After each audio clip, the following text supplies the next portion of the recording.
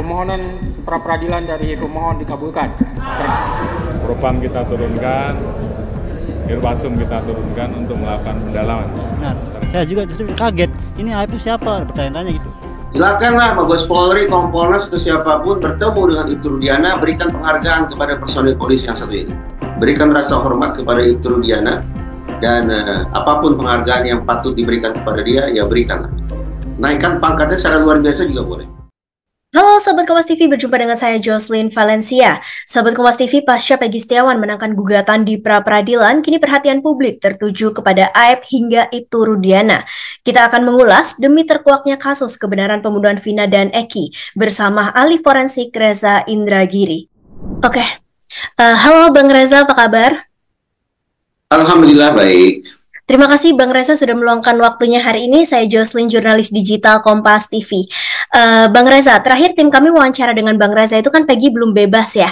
Tetapi Senin 8 Juli 2024 kemarin, Hakim Tunggal Eman Sulaiman sudah mengatakan bahwa gugatan itu dikabulkan karena memang tidak ada bukti. Peggy pernah diperiksa oleh Polda Jawa Barat sebelum ditetapkan sebagai tersangka. Bagaimana Bang Reza pandangan Anda terhadap hasil pra-peradilan yang membebaskan Peggy Setiawan ini? Sudah saya ramalkan pada obrolan kita terdahulu bahwa hitung-hitungan di atas kertas tampaknya Polda Jabar akan mengalami kesulitan luar biasa. Bahkan ternyata menjadi sebuah kegagalan total untuk meyakinkan hakim bahwa penetapan Peggy Setiawan sebagai tersangka adalah sah adanya. Gagal total. Jadi bukan suatu hal yang mengejutkan. Membahagiakan iya, melegakan iya, tetapi apakah mengejutkan, apakah menggemparkan, apakah membuat saya terperangah, terus terang tidak. Karena tadi saya katakan perhitungan memang menunjukkan Polda Jabar tahun 2024 ini hanya menambah kekacauan, hanya menambah bukti buruknya kinerja mereka dalam penanganan kasus Cirebon. Setelah tahun 2016 memunculkan kegemparan sekarang terkait dengan lemahnya pengujian atau pembuktian secara saintifik, maka tahun 2024 ini Polda Jabar justru gagal melakukan mitigasi. Artinya, situasi pengungkapan kasus Cirebon yang sudah buruk di tahun 2016, tahun 2024 semakin diperburuk lagi dengan adanya upaya Polda Jabar menersangkakan Peggy Setiawan. Baik, Bang Reza, bagaimana dari Bang Reza sendiri melihat sosok Peggy pasca bebas? Apakah bebasnya Peggy ini bisa menjadi titik terang, Bang Reza, untuk terungkapnya kebenaran kasus pembunuhan Vina dan Eki? Saya kebetulan sudah bertemu dan berbincang langsung dengan Peggy Setiawan. Betapapun hasil pemeriksaan psikologis terhadap Peggy Setiawan, sebagaimana diungkap di ruang sidang pra-peradilan, menyebut Peggy sebagai sosok yang manipulatif, IQ-nya di bawah standar, dan juga dikenal suka berbohong. Tapi begitu saya bertemu dengan orang ini, saya menganggap orang ini cerdas, orang ini jujur, orang ini layak dipercaya. Dengan demikian, tampaknya memang tumbang, hancur dengan sendirinya narasi pembunuhan berencana yang kadung dibangun oleh Polda Jabar. Kalau Peggy Setiawan yang notabene diembel-embeli sebagai orang yang mengotaki saja ternyata lolos dari jerat hukum, lepas dari lubang jarum, berstatus sebagai orang bebas merdeka sekarang, maka bagaimana mungkin kemudian otoritas penegakan hukum bisa mempertanggungjawabkan bahwa 8 orang yang berstatus terpidana itu adalah kaki tangan, adalah para eksekutor lapangan yang sudah diorkestrasi oleh Peggy Setiawan. Karena itu saya membayangkan bahwa pasca sidang pra-peradilan, tepatnya pasca keluarnya putusan pra-peradilan, tampaknya akan bertubi-tubi upaya hukum luar biasa berupa peninjauan kembali yang akan dilakukan oleh para terpidana. Lagi-lagi, sekarang saya juga membangun sebuah prediksi bahwa hitung-hitungan di atas kertas, tampaknya upaya peninjauan kembali atau PK yang dilakukan oleh para terpidana itu nanti akan bisa mengubah nasib mereka 180 derajat. Apalagi seandainya sebagai alat bukti baru atau novum, pihak terpidana melalui penasihat hukum mereka juga menyerahkan bukti-bukti komunikasi elektronik para pihak, baik para terpidana maupun para korban pada malam jahanam di tahun 2016 tersebut. Baik, Bang Reza. pasca Peggy bebas ini, Bang, terdapat bermunculan opini publik yang menyebabkan Peggy ini tersangka, mulai dari dugaan keterangan palsu Aep, Dede, Mel.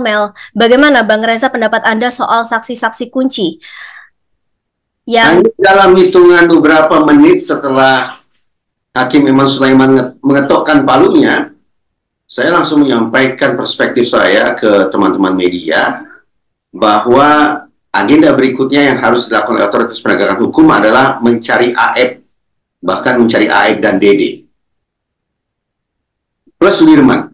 Walaupun nanti kita bisa diskusikan bahwa Sudirman sepatutnya mendapatkan perlakuan yang berbeda. Kenapa saya sebut nama-nama orang itu sebagai agenda penegakan hukum berikutnya adalah karena perkiraan saya, konstruksi kasus Cirebon 2016 itu dan penangkapan terhadap Peggy Setiawan di tahun 2024 itu dibangun adalah berdasarkan keterangan para tersangka dan keterangan para saksi. Keterangan para tersangka yang hari ini sudah berstatus sebagai terpidana itu saya khawatirkan merupakan keterangan yang diperoleh dengan cara-cara yang intimidatif, cara-cara abusif, cara-cara penuh kekerasan, sehingga interrogator alih-alih mencari keterangan sesuai dengan kenyataan, tapi justru memaksakan para terperiksa, memaksakan para tersangka agar menyampaikan keterangan sebagaimana yang diinginkan oleh para interrogator mereka.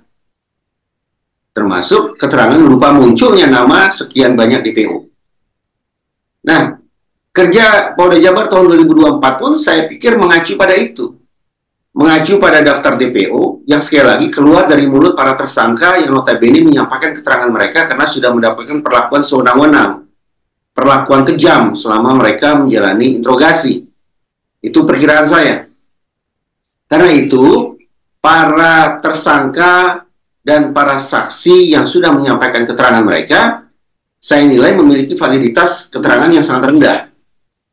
Tetapi khusus bagi Aep, Dede, dan Sudirman, menurut saya di samping kita anggaplah bahwa mereka sudah memberikan false confession atau keterangan palsu yang mereka sampaikan itu harus dimintai juga pertanggungjawabannya secara pidana.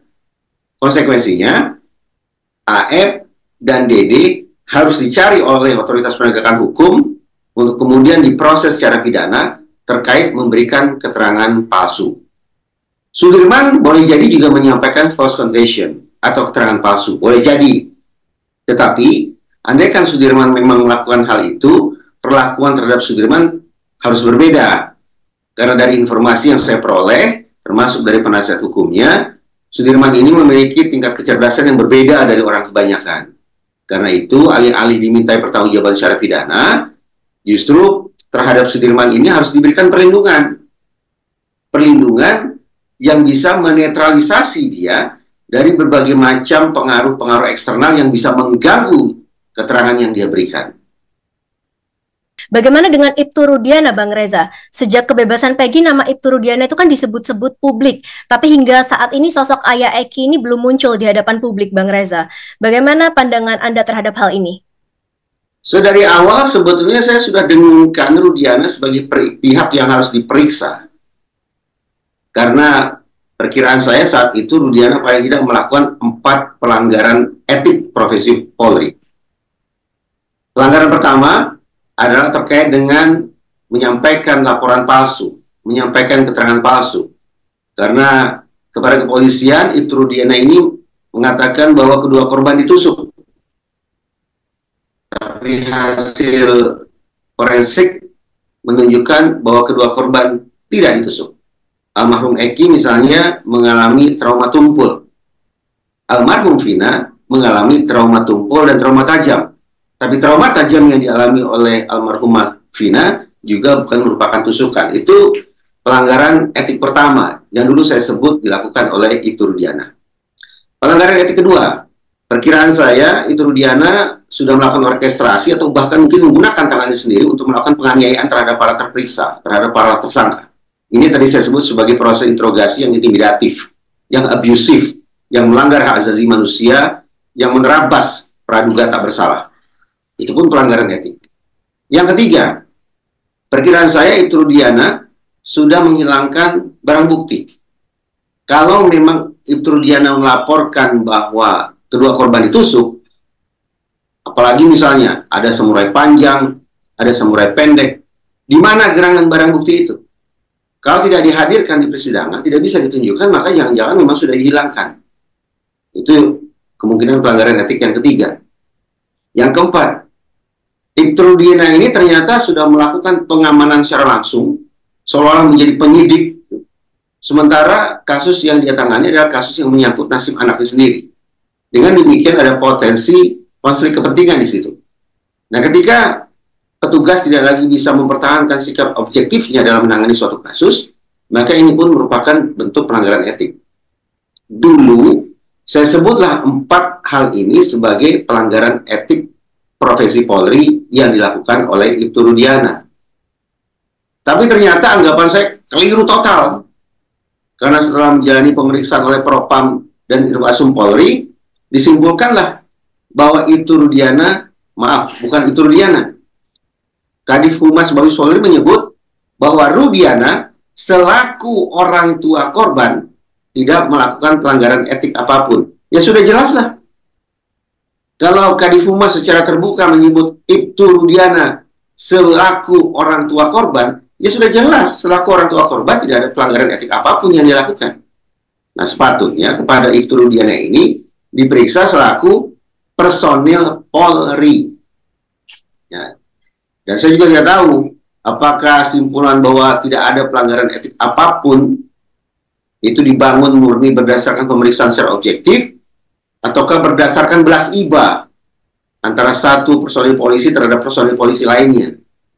Belas iba yang ditunjukkan, simpati yang diberikan oleh Propam dan Irwasum kepada anggota Polri bernama Rudiana, Ibtu Rudiana. Saya tidak tahu seberapa jauh kemungkinan itu bermain-main di kepala para pemeriksa. Tetapi, apa boleh buat? Setelah saya menyimak simpulan dari Kadif Humas Mabes Polri, saya tanda petik harus meminta maaf ini kepada Ibtu Rudiana. Karena sudah berburuk sangka terhadap dia. Justru, pengumuman dari Kadif Humas Mabes Polri seolah menunjukkan bahwa Ibtu Rudiana ini adalah contoh personil Polri yang teladan, yang harus dapat penghargaan. Yang sayangnya tahun ini ternyata tidak mendapatkan Google Award. Mudah-mudahan tahun-tahun berikutnya dia akan dapat Google Award. Mudah-mudahan. Nah, dari situ yang saya katakan, selesai sudah diskusi kita, perdebatan kita tentang Ibtu Rudiana. Rudiana selaku orang tua korban yang sudah disimpulkan tidak melakukan pelanggaran etik apapun. Bagaimana Bang Reza, pesan Anda kepada Ibtu Rudiana yang saat ini memang sedang ramai diperbincangkan publik? Jadi saya katakan, saya sudah minta maaf lah ke Ibtu Rudiana. Ternyata orang yang saya dan sekian banyak netizen anggap harus turut bertanggung jawab terjadinya skandal Cirebon 2016 itu, ternyata tidak melakukan pelanggaran etik apapun. Ya sudah, terhadap buruk sangka, terhadap kekeliruan yang sudah kita lakukan secara berbondong-bondong terhadap Ibtu Rudiana ini, kita nyatakan penyesalan diri kita. Kita hormati Ibtu Rudiana sebagai salah satu potret personel Polri teladan. Yang mudah-mudahan akan menjadi kebanggaan dalam catatan penegakan hukum di negara kita. Saya sampaikan ini dengan setulus hati. Baik, Bang Reza, dikabarkan juga Polda Jabar dan juga Kompolnas akan segera bertemu Ibtu Rudiana dalam waktu dekat. Bagaimana pandangan Anda terkait hal ini, Bang Reza? Silakanlah Mabes Polri, Kompolnas, atau siapapun bertemu dengan Ibtu Rudiana, berikan penghargaan kepada personil polisi yang satu ini. Personil polisi yang tetap bersikukuh, yang tetap berdiri tegak, betapapun netizen sudah menghujat dia, tapi segala macam, ternyata dia disimpulkan tidak melakukan pelanggaran etik apapun. Berikan rasa hormat kepada Ibtu Rudiana, dan apapun penghargaan yang patut diberikan kepada dia, ya berikanlah. Naikkan pangkatnya secara luar biasa juga boleh.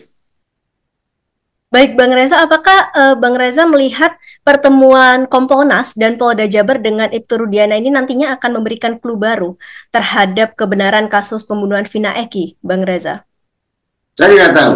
Sebagai sesama warga negara, tentu saya pun merasakan kesedihan dan kemarahan yang sama ketika kehilangan darah daging yang tercinta. Tetapi dalam isu penegakan hukum, segala sesuatu tetap harus dijalankan secara objektif. Jangan sampai bercampur baur kepentingan antara saya sebagai orang tua dengan saya sebagai personil penegakan hukum. Itu prinsipnya tidak bisa ditawar-tawar. Nah, pasca pertemuan Kompolnas atau Mabes Polri dengan Ibtu Rudiana nanti apa outputnya saya tidak tahu. Saya tidak tahu. Justru yang saya bayangkan bahwa Kompolnas dan Mabes Polri akan memberikan tepuk tangan riuh karena sudah berkesempatan bertemu dengan seorang personil yang sangat istimewa. Baik, Bang Reza, sebelumnya Bang Reza bilang bahwa harusnya Ibtu Rudiana ini muncul ke publik dan melakukan eksaminasi, begitu ya Bang? Itu bagaimana? Persisnya tidak seperti itu. Yang saya bayangkan adalah karena saya berulang kali menekankan pentingnya adanya eksaminasi ke titik hulu, yaitu pengujian ulang kembali kerja saintifik sejak ditemukannya kedua korban di jembatan, dan Rudiana merupakan bagian dari sebuah proses penegakan hukum itu, ya terserahlah mau pakai penegakan hukum atau penegakan hukum tanda petik itu terserah. Karena Rudiana merupakan bagian dari proses itu, maka niscaya eksaminasi ke titik hulu itu juga akan mengena ke Rudiana. Misalnya terkait yang tadi saya sampaikan, bagaimana Anda bisa mempertanggungjawabkan bahwa Anda membuat laporan ada 2 tusukan dan seterusnya dan seterusnya dan seterusnya. Nah, jadi bukan dalam pengertian meminta dia hadir ke publik, tidak perlu juga. Yang penting adalah eksaminasi ke titik hulu guna mereview kerja saintifik Polda Jabar apakah sudah atau tidak dilakukan. Ketika saya masih bertanya-tanya, ternyata Kapolri sendiri yang menyampaikan testimoni sekaligus otokritik secara terbuka lewat Wakapolri bahwa ternyata kerja saintifik pada tahun 2016 itu diabaikan. Ya terjawab sudah. Berarti memang kerja tahun 2016 Polda Jabar morat-marit, kerja tahun 2024 Polda Jabar semakin menambah buruk kinerja yang morat-marit tersebut. Ini yang saya sebut sebagai kegagalan Polda Jabar pada tahun 2024 dalam melakukan mitigasi terhadap penegakan hukum tahun 2016. Baik, kita beralih kembali, Bang Reza, dari Ibtu Rudiana ke Aep. Bagaimana Bang Reza, dugaan keterangan palsu oleh Aep yang dilaporkan Peradi, bagaimana Anda melihat hal ini? Ya, saya memperkirakan bahwa apa yang disampaikan oleh Aep ini adalah contoh false confession, keterangan palsu. Tinggal lagi pertanyaan susulannya adalah, bagaimana kemudian bisa muncul keterangan palsu itu? Kemungkinannya ada 2, mungkin 3, tapi yang satu kita abaikan saja. Kemungkinannya ada 2. Satu, bahwa keterangan palsu yang disampaikan oleh Aep merupakan istilahnya voluntary false confession, yaitu keterangan palsu, keterangan bohong yang dia sampaikan secara sukarela. Dengan kata lain, ini inisiatif penuh dari dia untuk menyampaikan keterangan yang omong kosong itu. Tapi pertanyaan yang muncul adalah, apa kepentingan Aep membuat keterangan palsu itu? Membuat keterangan palsu yang pada gilirannya membuat 8 orang akhirnya masuk dalam sel, 7 diantaranya berstatus sebagai terpidana seumur hidup. Apa ya kepentingan individu bernama Aep ini? Sepertinya sangat-sangat minim. Tinggal lagi kemungkinan yang kedua. Jangan-jangan keterangan palsu yang disampaikan oleh Aep merupakan bentuk coerced false confession. Keterangan palsu yang diberikan karena adanya tekanan. Baik tekanan berupa iming-iming maupun tekanan berupa intimidasi. Dari siapa? Bisa saja dari pihak eksternal manapun itu. Yang saya paling khawatirkan, kalau tekanan eksternal itu, kalau coercion itu datangnya dari oknum penegakan hukum sendiri. Nah, yang kemudian bisa kita bingkai menjadi situasi, adakah kemungkinan bahwa otoritas penegakan hukum telah melakukan obstruction of justice terhadap kerja dirinya sendiri? Adakah kemungkinan oknum penegakan hukum telah melakukan perintangan penyidikan terhadap kerja yang dilakukan oleh lembaganya sendiri? Nah, ini yang sepatutnya diurai. Masalah obstruction of justice ini kemungkinan-kemungkinannya harus diurai. Tapi izinkan saya untuk skeptis bahwa aspek ini akan diungkap. Kenapa? Tadi saya katakan, Propam dan Irwasum dari Mabes Polri sudah turun langsung ke lapangan pun, simpulannya ya ini tadi, tidak ada pelanggaran etik. Seorang teman yang nyinyir mengatakan begini, oh jangan-jangan Propam dan Irwasum tidak melakukan investigasi, tapi sebatas konfirmasi. Kalau konfirmasi berarti pertanyaannya, apakah Anda menghilangkan barang bukti? Jawabannya tidak. Oh ya tidak, catat tidak. Apakah Anda melakukan intimidasi? Tidak. Oh ya, jawabannya tidak. Apakah Anda mempengaruhi saksi AF? Jawabannya tidak. Oh ya, tidak. Itu namanya konfirmasi. Nah, ada teman yang beranggapan jangan-jangan nih, yang dari Mabes Polri datang ke daerah bukan untuk investigasi, bukan untuk melakukan audit investigasi internal misalnya, tetapi melakukan konfirmasi saja. Pantas kemudian temuannya lempeng saja begitu. Seolah tidak ada persoalan apapun pada kasus Cirebon ini. Dan itu juga yang tampak ketika betapapun Kapolri, lewat Wakapolri sudah mengatakan kerja tahun 2016 itu sangat lemah pada aspek kerja saintifiknya.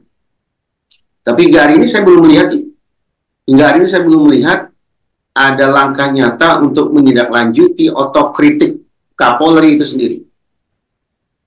Saya yang notabene warga sipil biasa menyimak pernyataan Kapolri itu laksana sebuah perintah. Tapi ternyata bawahannya Kapolri pun sampai hari ini saya belum melihat itu adanya pergerakan yang nyata dari mereka untuk mereview kerja saintifik di tahun 2016 itu. Apakah kita ingin mengatakan bahwa ini pembangkangan terhadap Kapolri? Ataukah kita ingin mengemas menjadi sebuah narasi di mana Kapolri kehilangan power untuk menggerakkan anak buahnya? Jangan-jangan karena seiring dengan mendekatnya masa pergantian kepemimpinan, Kapolri pun seolah-olah tidak didengar lagi oleh para bawahannya. Kesan itu muncul. Kenapa? Karena sekali lagi, di media tidak ada itu pemberitaan bahwa pasca Kapolri mengeluarkan otokritik sekaligus testimoni, ada pergerakan nyata di publik, maksud saya ada pergerakan nyata oleh otoritas penegakan hukum untuk menindaklanjuti testimoni tersebut.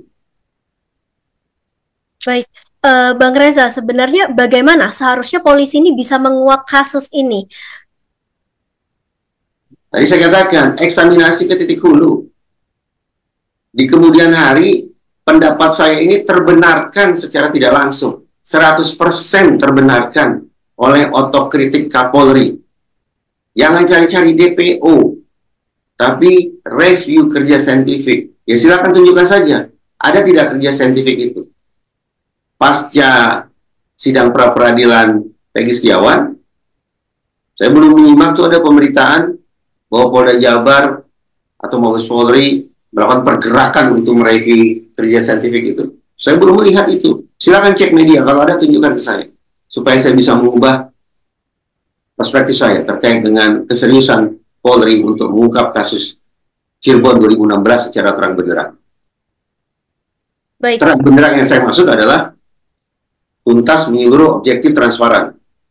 Objektif punya dua pengertian. Satu, bagaimana pengungkapan kasus, bagaimana penegakan hukum dilakukan sesuai dengan koridor hukum yang berlaku.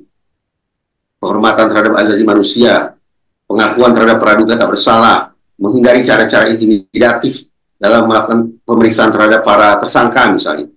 Dan juga objektif dalam pengertian yang kedua, yaitu pengungkapan kasus dilakukan sedisiplin mungkin dengan kaidah-kaidah saintifik. Bang Reza, bagaimana peluang 7 terpidana lain dan Saka Tatal yang mengajukan PK ini menurut Anda? Tadi sudah saya tinjau. Pasca putusan pra peradilan, perkiraan saya para terpidana akan berbondong-bondong mengajukan peninjauan kembali. Prediksi saya, hitung-hitungan di atas kertas, nasib mereka akan berubah. Tapi ada syaratnya. Seberapa jauh mereka akan bisa meyakinkan hakim dengan alat bukti baru atau novum yang mereka miliki. Nah, terkait dengan alat bukti baru atau novum ini, untuk kesekian kalinya di Kompas saya ingin tandaskan satu hal yang mudah-mudahan bisa disimak secara baik oleh para citizen dan netizen. Untuk kemudian bersama-sama kita, dengan cara yang konstruktif, menyemangati Mabes Polri untuk mencari bukti yang satu ini, yang akan saya sebutkan ini. Yaitu bukti komunikasi via gawai para pihak pada malam Jahanam tahun 2016 tersebut. Kenapa bukti komunikasi elektronik sangat penting? Nalar saya mengatakan, narasi kasus Cirebon 2016 ini kan adalah pembunuhan berencana yang dilakukan secara berkelompok. Karena ini merupakan pembunuhan berencana yang dilakukan secara berkelompok, maka pasti para pelaku melakukan komunikasi satu sama lain. Via apa? Kentongan? Ya tidaklah. Telepati? Pasti tidak. Pasti mereka malam itu melakukan komunikasi intens terkait dengan bagaimana merealisasikan rencana untuk membunuh orang itu.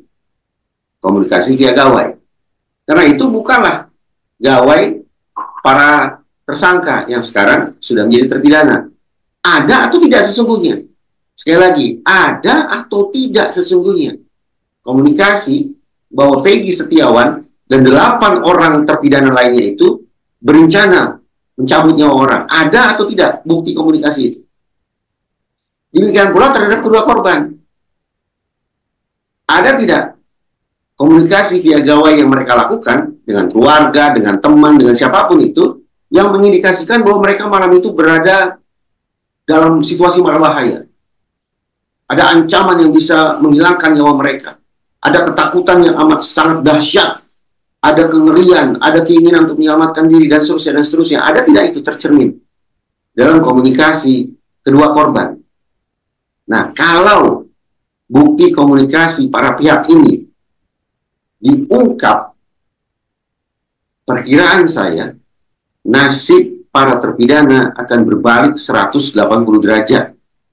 Dari yang semula berstatus sebagai terpidana seumur hidup, tidak tertutup kemungkinan akan berubah menjadi status manusia bebas merdeka kembali, seperti kita. Dan itu artinya, simpulan kita tentang kasus Cirebon 2016 pun akan banting setir berbalik arah sedemikian tajam.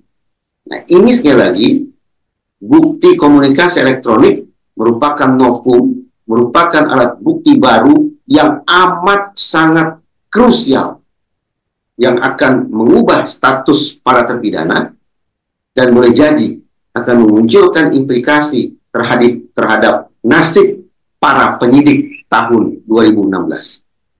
Apakah hadirnya Peggy Cianjur ini bisa berpotensi memberikan clue baru juga nantinya, Bang Reza? Saya tidak tahu di mana relevansi Peggy Cianjur itu. Bahkan sesungguhnya, tadi sempat saya katakan, nama-nama para DPO, termasuk Peggy, terserah Peggy yang mana itu, ada atau tidak sesungguhnya.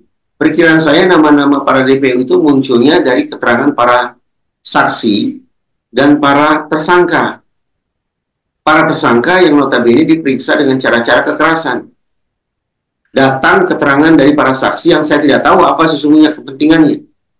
Karena itu, munculnya 3 nama para DPO, termasuk Peggy. Sekali lagi, Peggy yang manapun itu, ada atau tidak sesungguhnya Peggy itu, adalah merupakan potret tentang keterangan dari para saksi, keterangan dari para tersangka yang validitasnya sangat-sangat rendah. Inilah alasan mengapa saya berulang kali tandaskan Polri harus bergeser dari pengungkapan kasus yang terlalu mengandalkan pada mencari keterangan, digeser ke pencarian bukti saintifik. Itu pandangan saya secara umum dan juga relevan pada kasus Cirebon ini. Baik, Bang Reza. Untuk pertanyaan yang terakhir, seberapa optimis Bang Reza kasus Vina ini akan terpecahkan? Pada dasarnya saya optimis, karena perkiraan saya nih, endusan saya, bukti komunikasi elektronik yang tadi saya sebut itu, ada itu di satu tempat. Rinci sekali. Siapa, berkomunikasi dengan siapa, tentang apa, pada jam berapa, pada menit keberapa, pada detik keberapa, itu rinci sekali daftarnya. Jadi perkiraan saya, bukti forensik satu ini sudah ada. Tapi entah kenapa terkesan masih ada pihak yang mencoba untuk menyembunyikan bukti ini. Nah, pihak yang terkesan menyembunyikan bukti yang satu ini, ya siapa lagi kalau bukan pihak yang memang ingin menyelamatkan mukanya. Pihak yang tidak ingin secara fair mengatakan bahwa nasib para terpidana itu adalah nasib yang apes, yang salah, yang harus dikoreksi. Tapi silakan diinvestigasi oleh pihak kepolisian untuk mencari di mana gerangan bukti komunikasi elektronik itu yang sepertinya sengaja diselipkan dalam salah satu laci di ruang kerja Nun jauh di sana itu. Perkiraan saya ada. Perkiraan saya ada. Tinggal dicari di mana keberadaan. Kalau memang ada pihak yang menyembunyikan bukti komunikasi elektronik itu, maka pihak tersebut harus dimintai pertanggungjawabannya terkait dengan kemungkinan yang bersangkutan telah melakukan obstruction of justice. Pidana sanksi. Plus, kalau pihak tersebut merupakan bagian dari sebuah institusi maka pihak tersebut juga harus mendapatkan sanksi etik dari lembaga tempatnya bekerja. Baik, tapi bagaimana Bang Reza? Jika pihak-pihak tadi ternyata memang bekerja sama begitu, jadi dari mana kita bisa melihat bahwa memang bukti ini disembunyikan oleh satu pihak ini gitu? Nah, benar kan berarti kalau terindikasi bahwa pihak-pihak tersebut bekerja sama, seolah melakukan obstruction of justice secara berjamaah, maka benar kita tidak bisa menyikapi ini sebagai masalah individu per individu. Tidak tepat lagi kita menggunakan istilah oknum, tidak. Karena ternyata kekacauan ini merupakan akibat dari sebuah kekacauan yang sifatnya sistemik. Mulai dari kerja lapangan yang tidak betul. Intinya beginilah. Kerja sistemik yang kacau balau ini yang sejak awal juga saya katakan sebagai tanda-tanda bahwa penegakan hukum atas kasus Cirebon ini tidak prosedural, tidak proporsional, tidak profesional. Itu dia. Bahkan mungkin juga tambahin, tidak legal, jangan-jangan. Gitu. Satu hal. Dari perjumpaan saya dengan Peggy Setiawan, ada sejumlah nama personil Polri, terutama nama personil Polri Jabar yang justru saya angkat topi. Termasuk misalnya, kalau saya tidak salah, Kompol Agus. Nama lengkapnya saya lupa. Kompol Agus inilah yang oleh Peggy Setiawan disebut sebagai wadir tahti di Polda Jabar. Sepertinya jabatannya bukan wadir, tapi bisa dicarilah. Ini saya ucapkan secara eksplisit untuk menunjukkan bahwa personil penegakan hukum yang kerjanya ngawur, bahkan yang menjahati masyarakat, harus dihukum. Tapi personil penegakan hukum yang punya jiwa humanis, yang memperlakukan manusia sesuai dengan harkat martabatnya, yang mengayomi, yang melindungi, yang menjalankan kerja penegakan hukumnya secara profesional, personil polisi semacam ini, termasuk semisal Kompol Agus, perlu diberikan apresiasi, dianggap sebagai contoh personil Polri yang teladan, yang sejati. Ini yang sungguh-sungguh dari hati yang paling dalam, saya ingin berikan rasa hormat kepada personil-personil Polri seperti Kompol Agus di Polda Jawa Barat.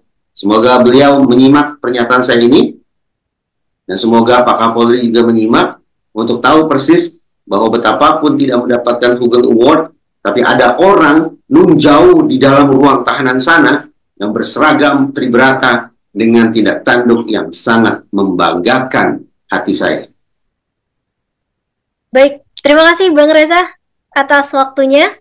Terima kasih ahli forensik Reza Indragiri sudah meluangkan waktu bersama kami. Bang Reza, selamat beraktivitas kembali. Baik, sahabat Kompas TV, tadi kita sudah menyimak bersama bagaimana analisis ahli forensik Reza Indragiri mengenai aib hingga Ibtu Rudiana pasca kebebasan Peggy Setiawan. Kita doakan bersama agar kasus pembunuhan Vina dan Eki dapat terkuak kebenarannya dengan baik.